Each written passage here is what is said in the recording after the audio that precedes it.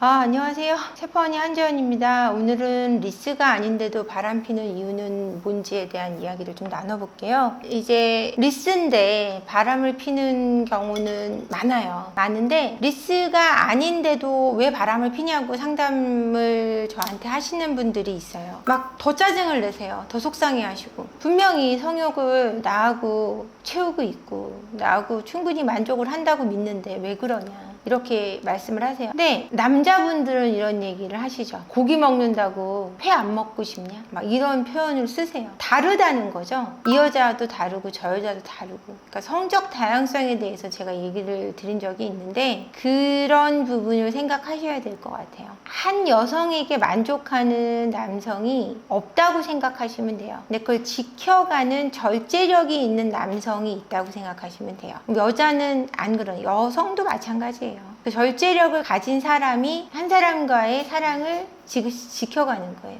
제가 사랑은 절제라고 제가 말씀드린 부분이 있잖아요. 표현하는 것보다 절제하는 것이 더 중요한 게 사랑이거든요. 그러니까 제가 얼마 전에 상담했던 것이 남편이 나이가 많은데 본인도 나이가 많고 20대 여성이랑 바람을 핀다. 근데 왜 내가 있는데 왜 그러냐 라고 얘기를 하시는 거예요. 중년의 여성분이. 그래서 제가 그랬죠. 우리는 중년이고 그 여성은 20대 중반인데 남자의 입장에서 50, 60이 훨씬 넘어 남성이 20대 여성이 유혹했을 때 그게 넘어가지 않을 남성이 있을까에 대한 퀘스천을 가져야 한다. 어렵지 않겠느냐라고 제가 답을 드렸거든요. 50대 여성과 20대 여성을 비교했을 때 어떤 여성이 더 매력이 있겠냐. 그거는 고민할 필요가 없지 않냐.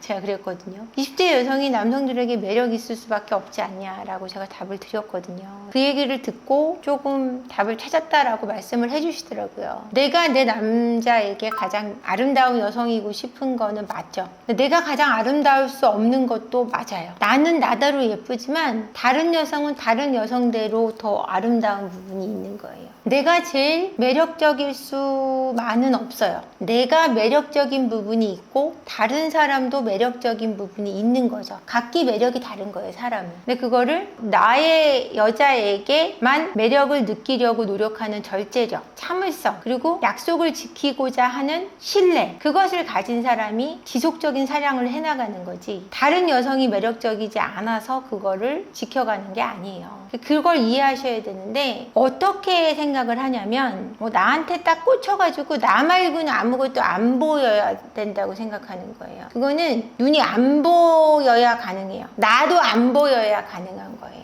나한테만 꽂혀서 아무도 예쁘게 보이지 않으려면 나도 안 보여야 돼요. 리스가 아닌데도 바람 피는 이유는 나쁘죠. 바람은 다 나쁜 거니까. 근데 다양하게 매력을 느끼기 때문인 거예요. 그러니까 이것도 본인 잘못은 아닌 거죠. 근데 그것도 문제지만 또 이런 이유도 있어요. 그냥 관계를 갖는다 그래서 그 관계가 무조건 좋은 건 아니에요. 내가 집에서 남편하고 관계를 가져요. 아내하고 관계를 가져요. 근데 그게 다 만족스러울 수는 없어요. 관계를 했다고 해서 그 관계가 만족스럽고 다 즐거운 관계일 수는 없다라는 얘기예요. 관계는 재밌어야 되고 만족스러운 관계가 돼야 된다라는 거예요.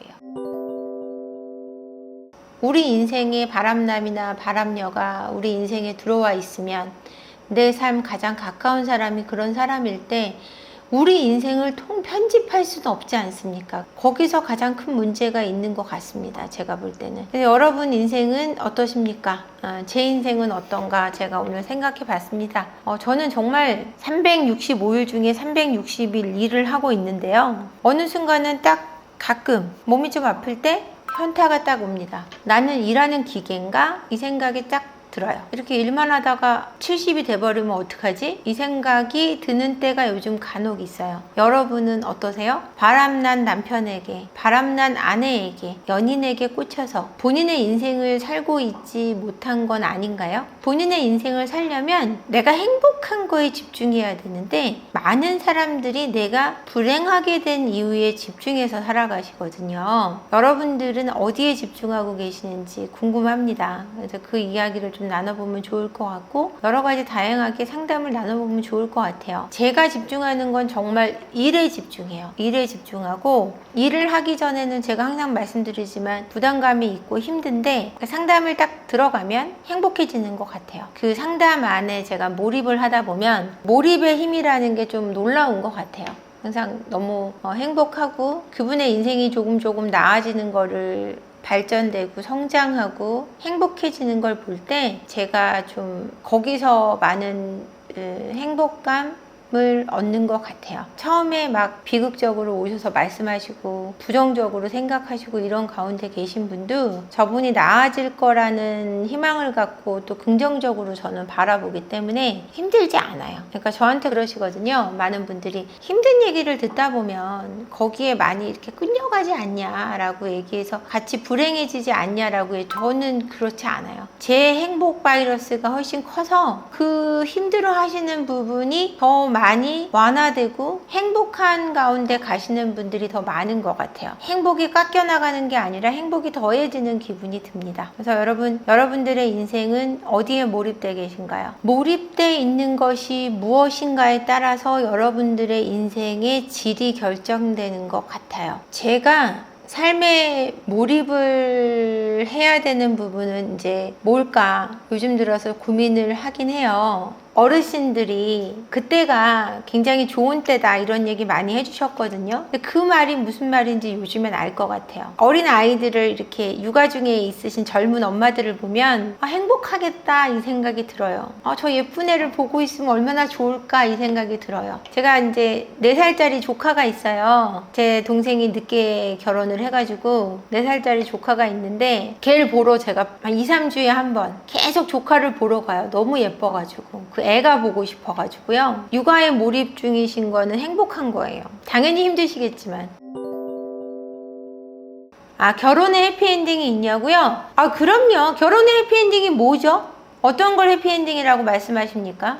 니마 그 강을 건너지 마요라는 어떤 영화 보셨나요? 할머니 할아버지가 함께 살아가시는데 할아버지가 90 몇 세에 이제 돌아가셨죠. 그래서 할머니가 정말 많이 우셨어요. 나 두고 가지 말라고. 제가 그거 보면서 많이 따라 울었는데 할아버지가 돌아가시는 그날까지 할머니를 너무너무 사랑하다 돌아가셨어요. 이러면 해피엔딩인 거잖아요. 이런 걸 말씀하시는 거죠. 해피엔딩이 있죠. 분명히 그 영화로도 나왔고 실제 이제 실존하는 할머니 할아버지의 결혼 생활을 찍은 겁니다.